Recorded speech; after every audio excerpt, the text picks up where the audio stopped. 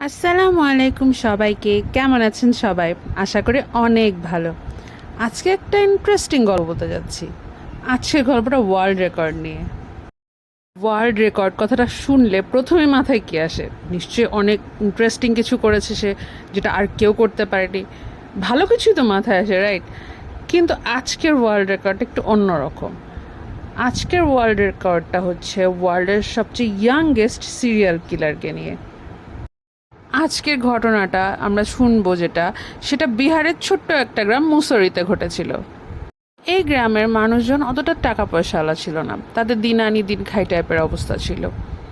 এই গ্রামে পুরুষেরা খুব বেশি বড় কাজ করতো, যেমন দিনমজুরি বা এই টাইপের ছোটোখাটো কাজ করতো, আর মেয়েরা বাসায় থেকে নর্মাল হাউস ওয়াইফের মতোই ঘর সামলাতো।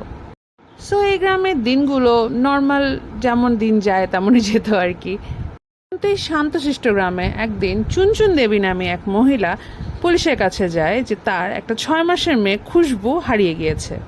খুশবুর বড় বোন যে স্কুলে পড়তো, তার মা খুশবুকেও সেই স্কুলের সামনে খেলতে দিয়ে ঘরের কাজ করতে একটু এসেছিল, গিয়ে দেখে খুশবু নেই।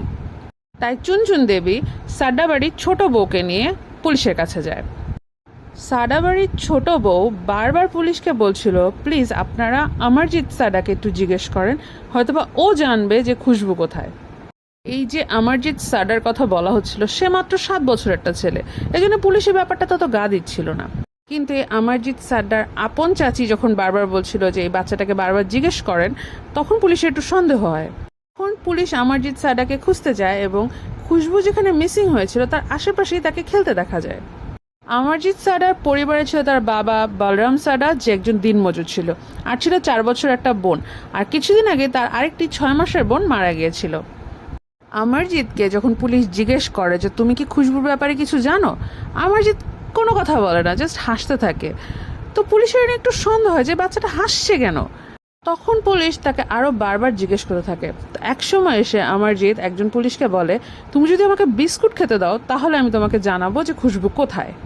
পুলিশ আর দেরি না করে তাড়াতাড়ি করে তাকে বিস্কিট খেতে দেয়, এবং বিস্কিট খেতে খেতে সে বলে যে সে খুশবুকে ওই পাশেই একটা ঝোপের মধ্যে গলা টিপে মেরে ফেলেছে। এটা শুনে তো পুলিশ থতমত খেয়ে যায় যে কি, এতটুকু একটা বাচ্চা!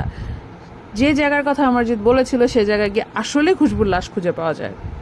এরপরে পুলিশ এ বিষয়ে আরও ভালো করে তদন্ত করা শুরু করে এবং জানতে পারে 2006 সালে বলরামের ভাইয়ের মেয়ে, যে কিনা মাত্র 6 মাস বয়সী ছিল, তাকে অমরজিৎ খুন করে ফেলে।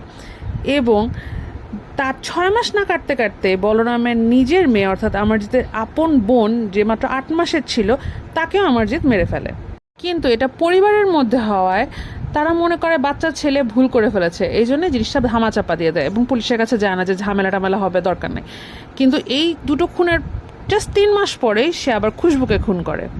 ভগবানপুর পুলিশ স্টেশনের পুলিশেরা এইসব কথা শুনে জাস্ট চমকে যায় যে একটা বাচ্চা কিভাবে তিনটা মানুষকে খুন করে ফেললো।